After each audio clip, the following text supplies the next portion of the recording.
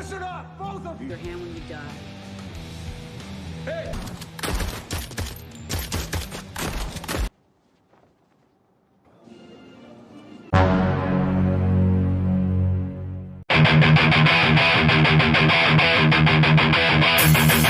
Halo Ceroter dimanapun kalian berada, bagaimana kabarnya? Kembali lagi bersama saya Jack. Sebuah film action terbaru berjudul Castle Post yang diperankan oleh saudara ipar saya yaitu Scott Adkins yang jadi pemeran Yuri Boyka di film The Undisputed. Tak hanya itu, film ini juga dibintangi oleh kakek buyut saya yang sekaligus menjadi sutradara di film ini. Dia adalah Dolph Lundgren. Tak ketinggalan beliau juga memboyong anak perempuannya yang merupakan mantan gebetan saya pas lagi jualan bandrek di Ciputat. Ya, dia adalah Ida Lundgren.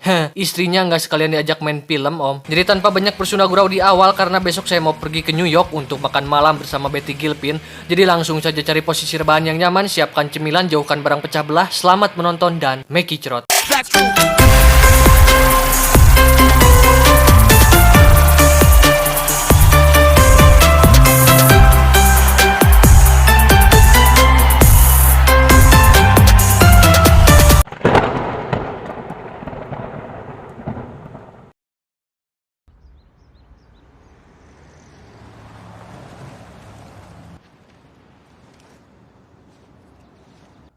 This ain't news, Mike. Vince, come on please, just get me. Eta kisah akan berfokus kepada seorang pria bernama Mike. Ini orangnya, dia merupakan seorang mantan petarung MMA tingkat kecamatan, di mana dulunya beliau merupakan seorang petarung hebat dan sulit sekali dikalahkan. Namun puncak karirnya pun tak bertahan lama, yang hal tersebut disebabkan Mike yang mengalami masalah bahu yang cukup serius melebihi encok bapak-bapak, di mana dalam pertarungan terakhirnya ia pun harus kalah sebanyak 3 kali berturut-turut. You're a friend. But I'm trying to run a business, Jim. I came here because of you. You remember that? And now you're just going to turn around and say that? Right. Don't do this to me. Okay, you got a lot of good, talented fighters here. Karena hal tersebut, ia pun harus berhenti dan digantikan oleh petarung lain yang konon katanya lebih berbakat dari Mike. I'm Vince. I'm begging you, please. Mike. All right, you let me fight for it then, right now. Mike yang sekarang menjadi seorang pengangguran pun tak bisa diam ataupun hanya cengok saja, di mana beliau pun memutuskan untuk meninggalkan kota kecil tersebut dan merantau ke kota untuk mencari pekerjaan yang sesuai dengan kemampuannya.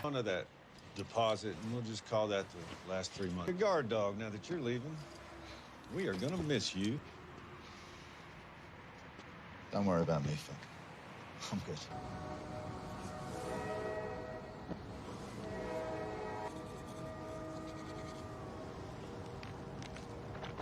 Hingga esok hari tiba, Mike pun mendapat pekerjaan semacam konstruksi, meskipun pekerjaan tersebut sudah dilakukan seminggu yang lalu dan hanya menyisakan sekitar 3 hari lagi. Namun Mike yang tidak apik rujit pun memilih menekuni pekerjaan yang ia dapat ketimbang mencari pekerjaan lain tapi tidak sesuai dengan yang ia inginkan. Mike pun segera check-in sebagai pekerja temporer atau pekerja yang waktunya terbatas, di mana pekerjaan ini berlatar di suatu gedung tua bekas rumah sakit yang sudah lama tidak digunakan. Dan sesuai perintah dari wali kota, gedung tersebut pun harus segera bisa dirobohkan.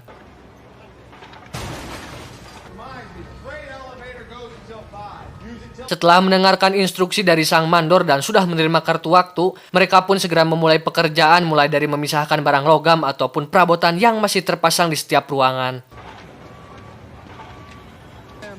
Windows and doors, start from the...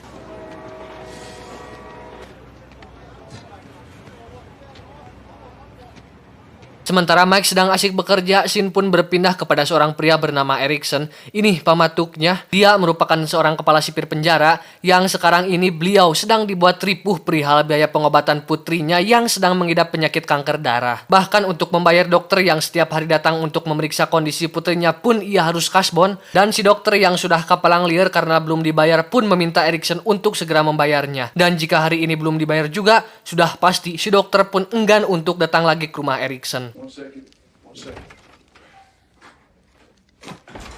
Erickson sendiri sebenarnya sangat berharap bisa mengenalkan uang asuransi untuk membayar semua biaya pengobatan putrinya. Namun karena terjadi suatu masalah, uang asuransi tersebut justru tidak bisa cair dalam waktu yang singkat. Alah atuh keburu mati putrinya teh. He says she's strong enough to accept the transplant. She can't do any more chemotherapy. This is the policy you have.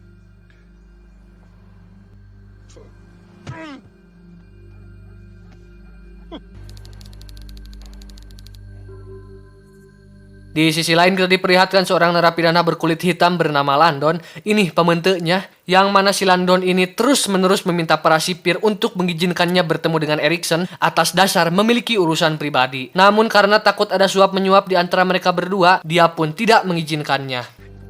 You'll be dealing with me now. Forget Erickson. His daughter has cancer. He's gonna be busy with a funeral. Saat di ruang laminating, Landon pun dihampiri seorang pria berkulit putih yang secara tidak puguh-puguh seserongot kepadanya. Namun karena Landon sudah tobat melakukan gelut, dia pun memutuskan untuk tidak menghiraukannya. Tapi tiba-tiba...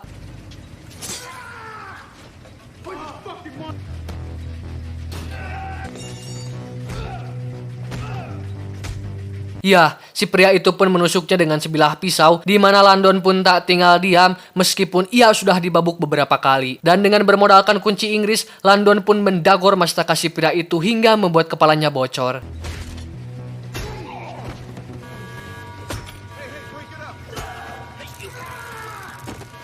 Pada akhirnya para sipir pun mengizinkan Landon untuk bertemu dengan Erikson di ruangan interogasi, yang mana sebenarnya tujuan Landon terus peporongos kepada sipir untuk bertemu dengan Erikson adalah ingin membuat sebuah kesepakatan atau bisnis, yang mana Erikson yang berjiwa soleh pun berkata tidak ingin atau bahkan belum pernah melakukan bisnis gelap dengan narapidana. You better have something real important to tell me.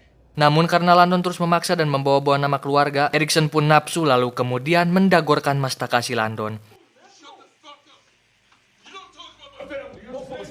Mendengar percakapan Landon dan Erikson, seorang sipir pun mengadukan hal tersebut kepada seorang narapidana berkepala botak. Ya, sebenarnya mereka berdua ini sagu liwak atau bersekongkol, yang mana si botak pun tak tinggal diam dan langsung menghubungi saudaranya.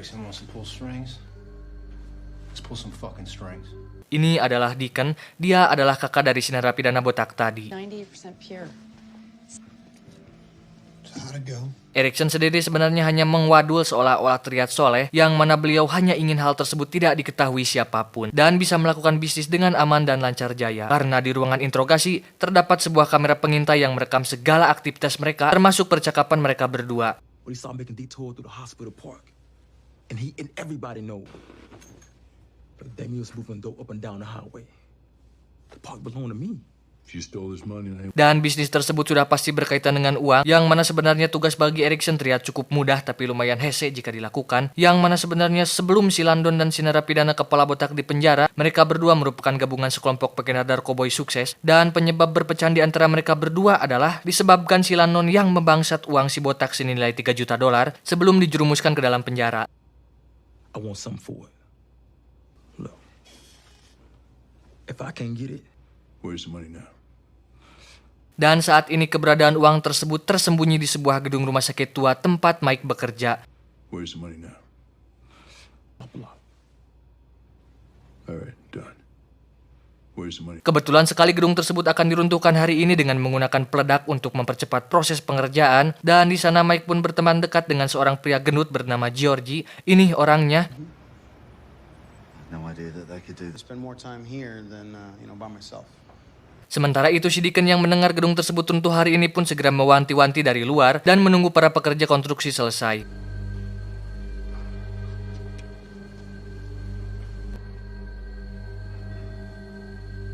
Kembali ke Mike yang sedang meruntuhkan beberapa tembok, tak sengaja ia pun melihat sebuah meja yang ternyata terdapat sebuah tas besar, dan saat dibuka ternyata tas tersebut berisikan banyak sekali uang yang tidak bisa dihitung dengan jari tangan saya, yang mana Mike pun hanya bisa olohok seolah-olah bermimpi. Dan karena dirurusu oleh si Georgie, Mike pun cukup kebingungan untuk kemudian ia pun tidak mengambil tas tersebut dan hanya mengambil 1 lembar uang dari tas tersebut. Mungkin kalau saya jadi si Mike, saya akan ambil 1 gepok, 2 gepok, atau 3 gepok, lumayan buat nambah-nambah beli apartemen.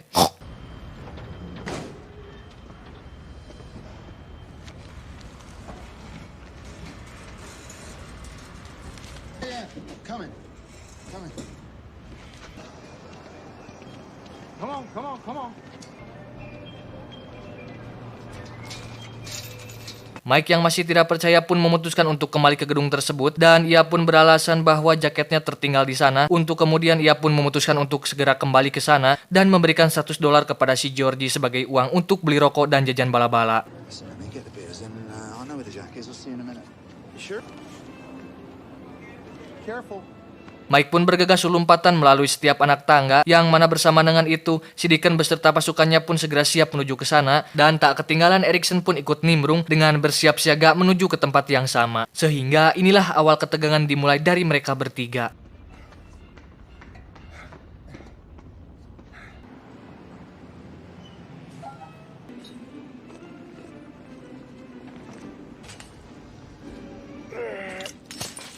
Mike yang kelewatan bunga pun kalah raga gerigig yang bukannya langsung kabur agar bisa cepat aman dan menikmati kesenangannya nanti, di mana Mike pun dibuat terkejut saat mendengar suara langkah kaki si Erikson, untuk kemudian Mike pun bergegas turun ke lantai bawah. Namun sayangnya di sana sudah terdapat si Deacon dan dedengkotnya, yang alhasil Mike pun kembali naik ke lantai atas dan menyembunyikan tasnya tersebut di sebuah ruangan. Sementara Mike harus dibuat ketar-ketir ketika muncul anak buah si Deacon yang masuk ke ruangan tersebut, namun beruntung Mike berhasil aman dengan bersembunyi di balik tirai.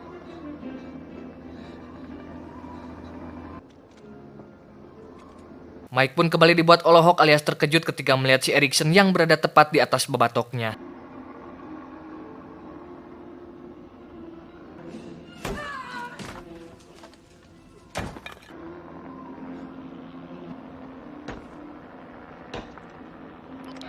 Everybody listen up.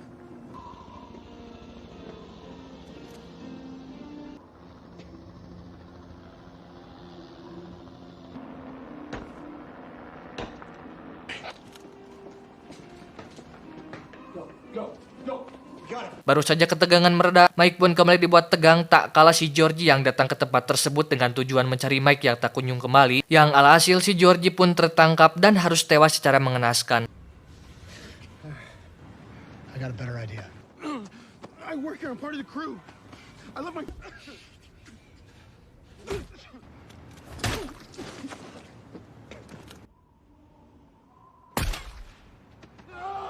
There, I'll get the lock.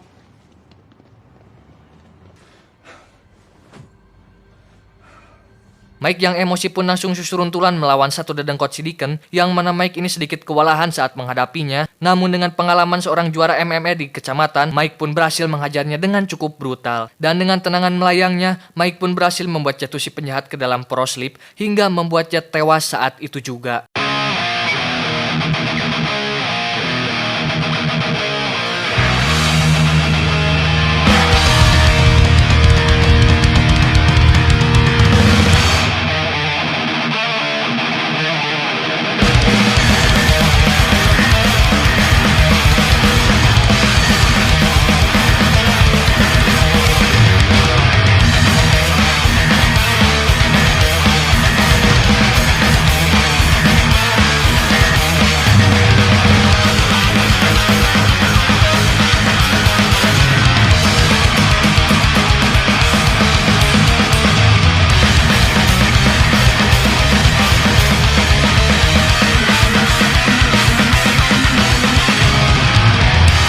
Baru saja selesai, Mike pun kembali disuguhkan dengan kemunculan satu pria brewok yang siap diwataukan. Namun saat sedang asyik menghajarnya, Mike pun harus tertangkap oleh seekor wanita dan satu ekor pria gondrong. Dan dengan teknik bela diri yang kalem dan refleks, Mike pun berhasil melepaskan diri dari mereka bertiga dan kabur melalui pipa menuju tempat sampah.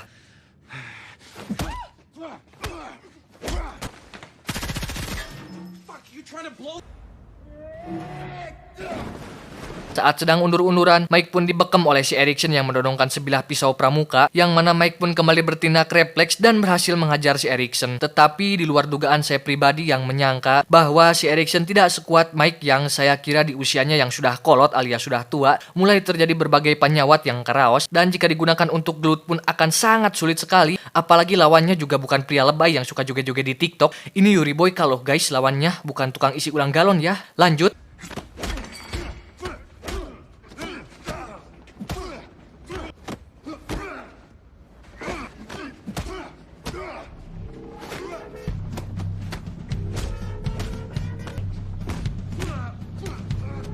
Tak lama mereka berdua pun kedatangan satu ekor penjahat yang datang, dan mereka berdua pun mulai menghajarnya seolah-olah ini adalah duet, yang pada akhirnya si penjahat itu pun ngagoler tidak walakaya. Dan tak lama kemudian mereka berdua pun mendengar suara tembakan dari atas, untuk kemudian Mike dan Erikson pun kabur dan berpencar ke berbagai ruangan.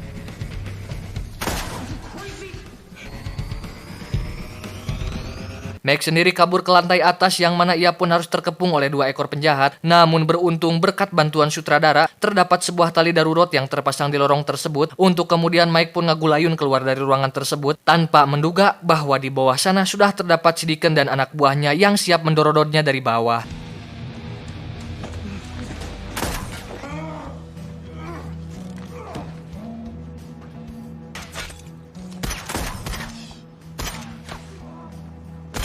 Saat lolos dari berondongan peluru, Mike pun kembali dibuat terpojok ketika muncul si wanita yang siap membunuhnya. Dan di waktu yang sangat tepat sekali, Erickson pun datang dengan melemparkan sebuah balok kayu ke arah si wanita. Sehingga saat si wanita hampir tikosewad, si Deacon pun menduga bahwa itu adalah si Mike ataupun si Erickson. Sehingga dengan cepat mereka pun menembaknya dari bawah, tanpa menduga bahwa itu adalah istrinya si Deacon. Lebok tah.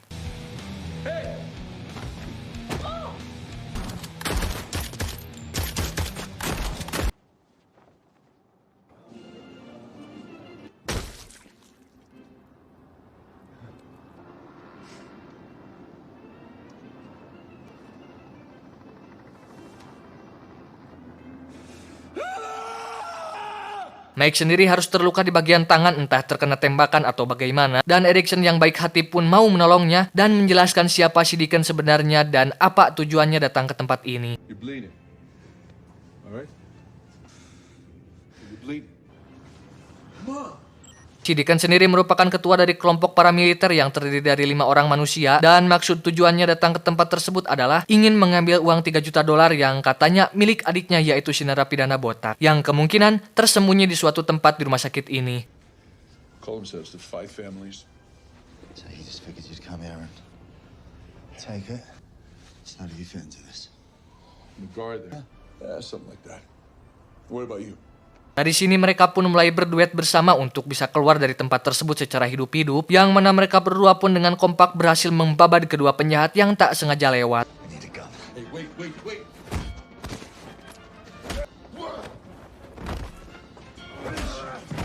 Hey, what I tell? Move! I'll kill you! I said shoot him! Mike yang bukan orang bego pun kembali memastikan dan bertanya apa tujuan dan maksud si Erickson datang ke tempat ini. Dan Erickson pun jujur bahwa ia datang ke sini menurut informasi dari si Landon yang mengabarkan terdapat uang haram milik si botak yang ia sembunyikan di suatu tempat yang berada di rumah sakit tua. Dan Erickson yang membutuhkan uang untuk melunasi biaya pengobatan sang putri tercinta pun bertekad kuat dan mengambil risiko tinggi untuk bisa menyelamatkan putri sematawayangnya. Dan kain yang digunakan Mike untuk mengikat luka tembakan tadi merupakan sulampe milik putri si Erickson yang bernama Emily. You tell me! Way to save her. Either I'm leaving here with a blood cancer. She's dying. Life insurance will. Merasa sudah ditolong dengan hanya menggunakan selembar sulampe saja, Mike pun merasa terharu dan iba terhadap si Erickson. Untuk kemudian Mike pun mengajak Erickson ke suatu ruangan dan memberikan 1 tas uang untuk melunasi semua tagihan rumah sakit putrinya. Thanks. You just make sure she gets it. Saat akan kabur lewat lantai 6, terjadi baku tembak antara mereka berempat, yang mana salah satu penjahat pun turun untuk mencegah si Erickson dari bawah. Mike yang ingin Erickson bisa membahagiakan putrinya pun menyuruh Erickson untuk bergegas turun meninggalkan Mike, dan Mike sendiri mengawarkan sebagian uangnya untuk membuat si Deacon kaperepenan, dan final fight pun tak terelakkan.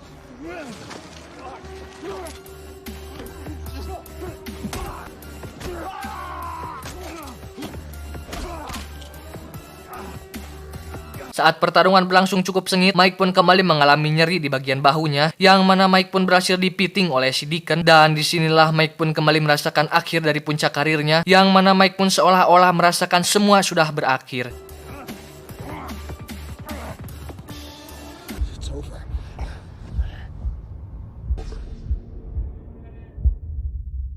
It's over. Namun karena di skripsi Mike tertulis harus menang, ia pun berhasil menyiku si Deacon dan membuatnya dijungkal.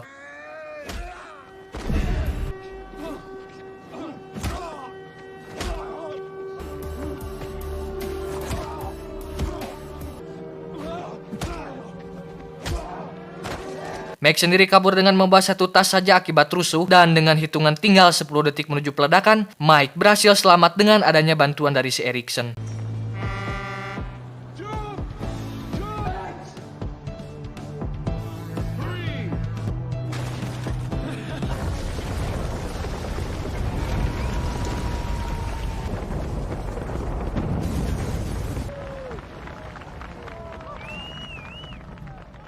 Dari sini mereka pun mulai menjadi teman dan mengenang aksi heroik mereka berdua. By the way. What a fucking day.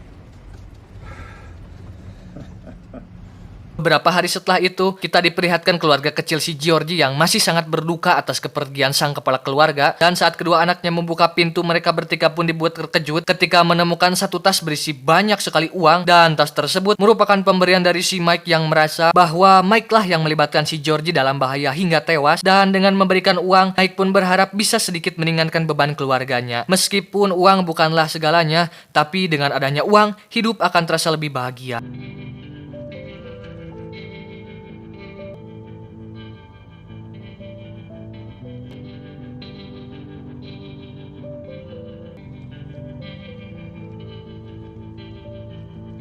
Di sisi lain, si botak pun dipindahkan ke blok selatan, yang mana itu merupakan permintaan dari si Landon yang masih memiliki dendam terhadap si botak. Dan sebelum itu si Landon pun melayangkan pukulan selamat datang kepada si botak dan memboolnya rame-rame.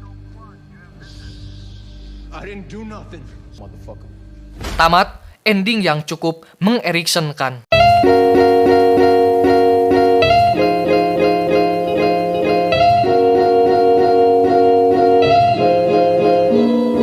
Secara keseluruhan filmnya keren dan sederhana, seolah-olah kurang menggugah emosinya teh. Entah kenapa saya pribadi juga merasa penokohannya kurang brutal, entah dari si Mike-nya yang kurang kejam atau mungkin pertarungannya kurang sadis dan menegangkan. Namun terlepas dari itu, untuk konsep filmnya sendiri cukup menarik dan sederhana, dan tidak banyak adegan yang mungkin membuat penonton menjadi terpukau atau takjub dengan tokoh utama di film ini. Pesan yang bisa kita ambil dari film ini adalah menjadi kaya adalah pilihan yang praktis, tetapi menjadi bahagia adalah pilihan yang cerdas. Saya Jack mewakili direksi yang bertugas mengucapkan terima kasih dan sampai jumpa di video selanjutnya. Permios, bulu ketiak, siluman tuyul. Untuk teman-teman ceroter semuanya, jangan lupa jaga kesehatan, terus jaga pola hidup.